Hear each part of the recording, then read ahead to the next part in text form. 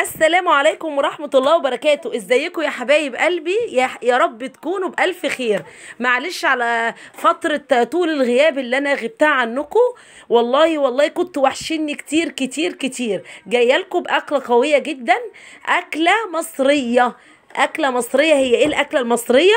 أكل مصري عادي جدا زي اي اليوم بتاعنا اللي احنا بنعمله، بسلة بطريقة حلوة سهلة، ورز بشعرية او رزايه ورز ابيض، ولسان عصفور، الشوربه الجميله اللي احنا بنحبها جنب اكلاتنا المصريه، والفراخ او اللحمه اللي احنا بنعملها على طول جنب اكلاتنا المصريه. تعالوا نشوف البسله بتتعمل ازاي.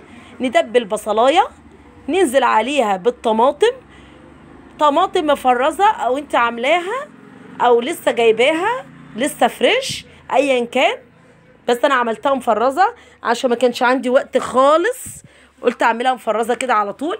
هتتسبك. بعد ما تتسبك معايا البسله بتاعتي الجميله المفرزه برضو، بصوا الواحده بوحدتها، اللهم بارك على شكلها، لونها اخضر وكلها مفرفطه عن بعض، مش ملزقه. بصوا الجمال، بسم الله ما شاء الله، اللهم بارك. هتتسبك كده شويه مع الطماطم بتاعتي، هتاخد لها كده نص تسويه كده مع بعض. بعد ما تاخد لها نص تسويه اقفل عليها بقى. ما تعطليش نفسك، ما تروحيش في اي حته، خليكي معايا لحد اخر الفيديو. ما تنسيش تبقي تعملي لايك وتفعلي زر الجرس عشان يوصلك كل جديد، وارجع بفيديوهاتي القويه جدا اللي كنت بعملها كده في الاول. دلوقتي هعمل معانا ايه بقى؟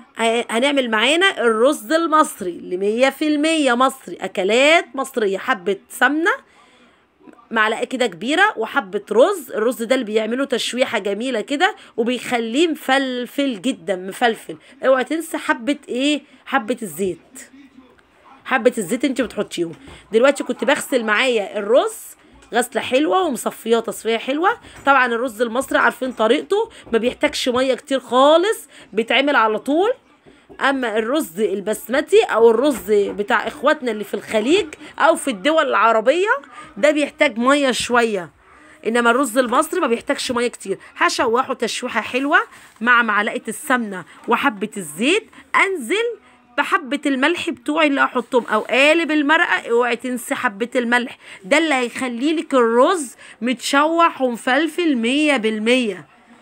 على طول وانت بتعملي الاكل تعملي كذا صنف كده وانت واقفه، ما تخليكيش كده واقفه كده وبتعملي صنف واحد قاعده جنبيه وحاطه ايدك على خدك. الست الشاطره الممتازه، الست المصريه طبعا معروفه بقوتها وقوه ارادتها. بص عملت 100 حاجه وانا واقفه. الرز على النار معايا اهو، قطعت الجزره. الجزره بتتحط ورا البسله لما تاخد لها حبه كده تسبيكه كده. عارفه لما البسله بتاخد حبه كده تسبيكه في الطماطم بتدي طعم خرافه. هو ده الاكل المصري على اصوله. كل التحيه والتقدير للاكل المصري. هننزل بقى بالجزر عشان بياخد تسويه كده شويه مع مغرفتين من الشوربه.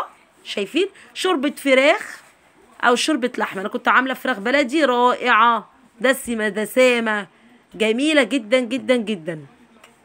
مغرفتين كده هنقلبها برضو التقليبه. خليكي معايا خطوه بخطوه في البسله المصري.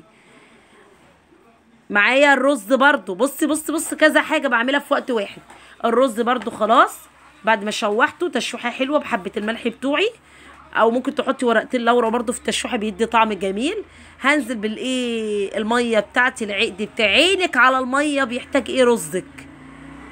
بعد ما تنزلي الرز اللي على الجوانب كله تحطي المغرفه كده في النص، هتعرفي بيحتاج قد ايه من عينك كده.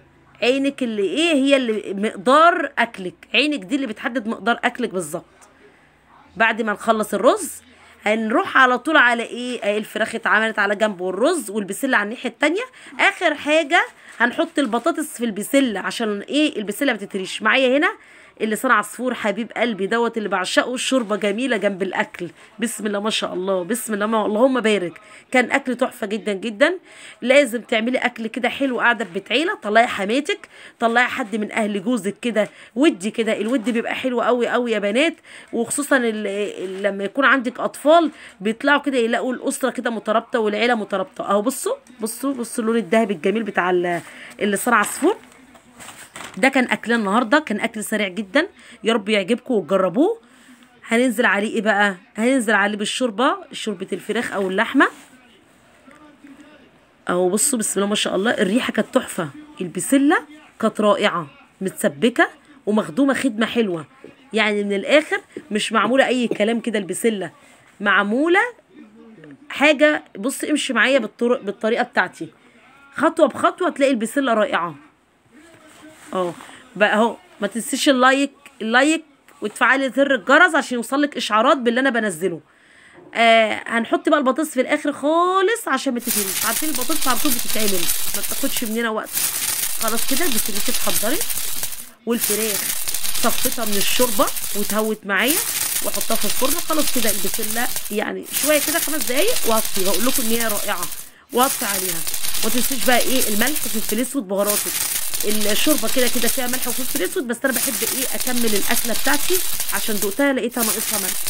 اطلع بقى الفراخ اصفيها احطها في الفرن تتشمع كده بحبه فلفل اسود وحبه سمنه ويبقى طعمها رائع كده. او عايزه تحطي معلقه صلصه او كاتشب رائعه. والاكل كله جاهز معايا، متنسيش باللايك اهو. خلاص كده الاكل جاهز، والرز الجميل الابيض اتعمل